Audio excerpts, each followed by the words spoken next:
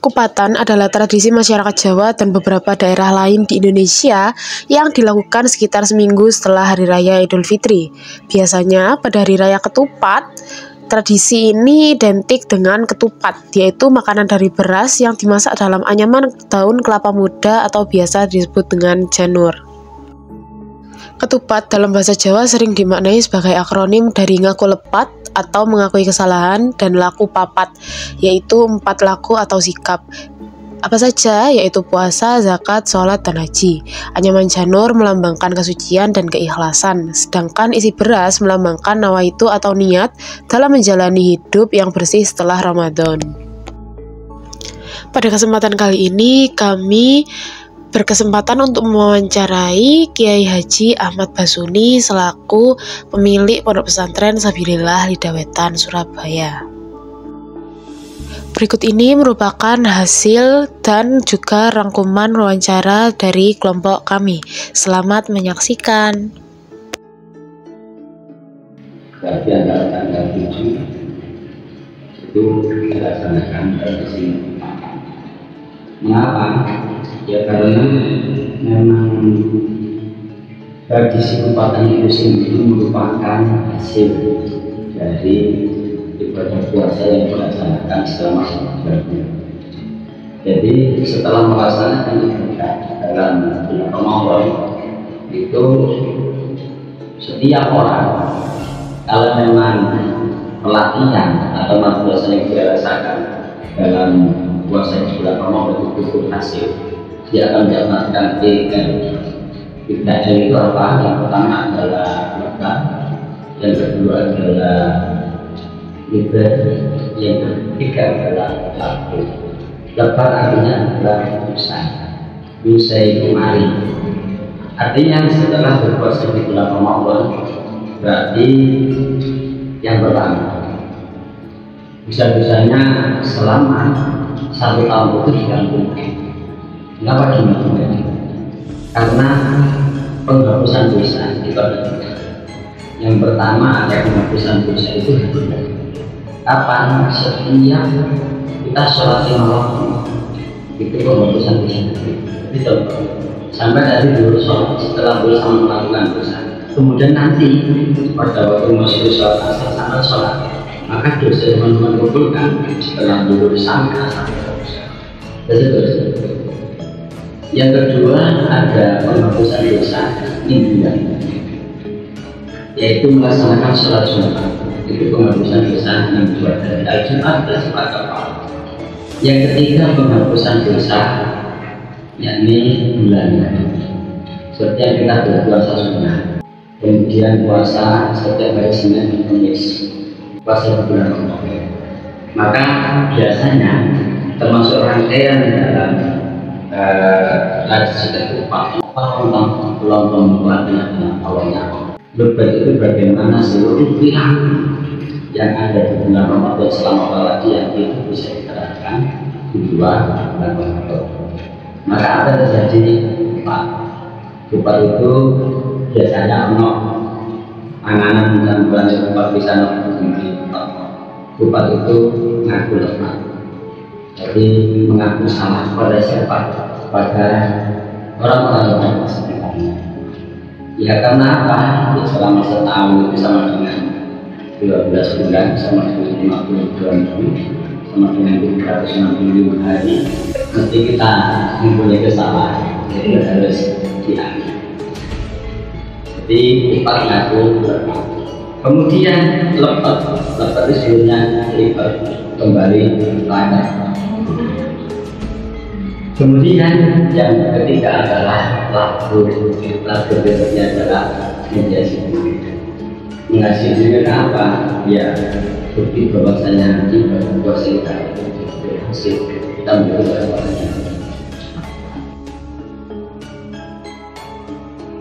Biasanya untuk tradisi kupatan itu sekalian dibuatkan sebuah, kalau sekarang ini lagi namanya hal. Jadi hal itu adalah sebuah acara atau sebuah perayaan yang memaksimalkan. Apakah itu? Yang pertama adalah silaturahmi. betul-betul harus kita kembali lepas tapi kembali. Kemudian yang kedua adalah kepercayaan kepercayaan sholat sebagai pelengkap. Kemudian yang kepada doa, kemudian yang kelima adanya sedekah. Nah, sedekah itu bukan dalam bentuk makanan yang dibungkus dengan jangan. Itu sebetulnya orang Jawa mengatakan zakat. Zakat itu adalah cahaya. Artinya cahaya bahwa orang-orang yang berpuasa betul-betul menunjukkan semuanya telah itu pada sedekah yang dilakukan pada bulan Ramadan itu juga harus tetap mudah dilakukan.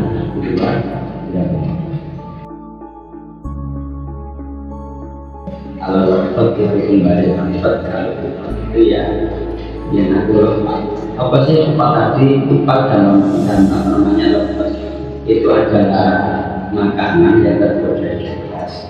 Sebetulnya adalah makanan pokok manusia itu sudah kembali pada asal muasalnya karena merupakan sebuah dasar. Kemudian ya tadi dibungkus dengan daun kelapa muda yang namanya adalah jagung. Artinya ya karena kita ini sudah koloni kotor dengan orang itu sudah baik, hendaknya kita sudah melakukan.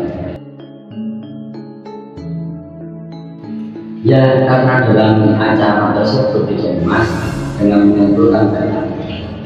Artinya silaturahmi itu adalah sesuatu yang mempunyai manfaat yang begitu besar. Karena yang pertama,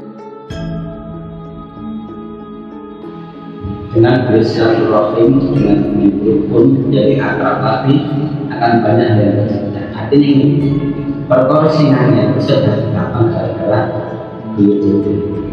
Dan ketika kita itu mau kumpul ya silaturahim itu sampai ditimbulkan dengan antara ya kita kembali pada manusia. Manusia itu adalah makhluk sosial. Artinya sekecil apapun yang kita lakukan, kita tidak bisa sendiri. Termasuk sesuatu yang tidak apapun yang kita lakukan, kita sudah punya. Contoh, ini itu masuk dalam seperti itu. Kemudian dengan berdoa dan saling memaafkan. Jadi ini sebetulnya cuma apa terjadinya santunan paham. Ya dulu itu merupakan salah satu alat operasi budaya. Bagaimana yang telah dibuat oleh seorang wali, katanya Muslim. Jadi benar-benar adalah seorang wali dalam menyampaikan Islam bagaimana masalah. Beliau itu seringkali membuat satu cara di mana di cara-cara itu manusia itu bisa menerima dan akan melakukan dengan selanjutnya dan tanpa disadari bahwa itu adalah sesuatu yang baik yang sudah dinamai Allah Subhanahu wa Ta'ala dari orang ada orang lagi tapi langsung yang berbeda.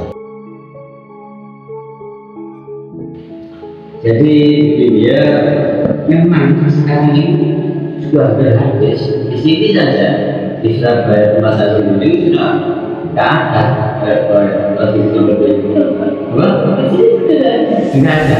Artinya dia sebagai orang ada cuma bagian akhir yang ada dalam Indonesia. Alasannya sangat banyak sih karena ya sebetulnya ketika kita itu mampu membuat yaitu itu adalah salah satu sangat bahkan salah satu keahlian yang luar biasa. Karena ya yang pertama butuh teknik juga, butuh penelitian. Kedepannya kan ya kurang teliti dan sebagainya. Kembali rumah dan lain-lain. Kemudian kita menyampaikan, ya wis kupat kalau seperti sudah ada sih.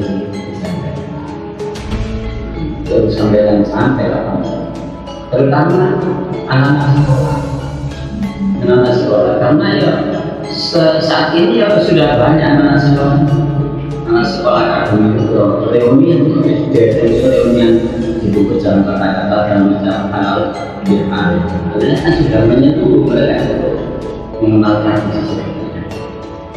Jadi tinggal kita yang menyampaikan terutama ya memang ketika dia diberi kesempatan bahwa dia tetap satu